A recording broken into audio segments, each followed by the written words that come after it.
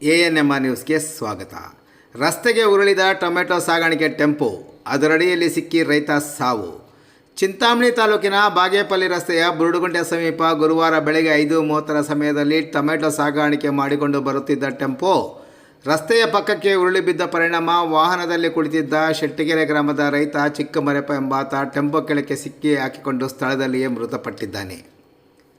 ಅಪಘಾತದ ಬಗ್ಗೆ ಮೃತನ ಮಗ ಮಂಜುನಾಥ್ ಗ್ರಾಮಾಂತರ ಠಾಣೆಗೆ ದೂರು ನೀಡಿದ್ದು, ಟೆಂಪೋ ಚಾಲಕ ಅತಿವೇಗ ಮತ್ತು ಅಜಾಗರೂಕತೆಯಿಂದ ಚಾಲನೆ ಮಾಡಿದ ಪರಿಣಾಮ ಅಪಘಾತಕ್ಕೆ ಕಾರಣವಾಗಿದ್ದು, ಚಾಲಕನ ವಿರುದ್ಧ ಕ್ರಮ ಕೈಗೊಳ್ಳುವಂತೆ ನೀಡಿದ ದೂರಿನ ಮೇಲೆ ಗ್ರಾಮಾಂತರ ಠಾಣೆಯ ಪೊಲೀಸರು ಪ್ರಕರಣ ದಾಖಲು ಮಾಡಿಕೊಂಡು ಮುಂದಿನ ಕ್ರಮ ಕೈಗೊಂಡಿದ್ದಾರೆ.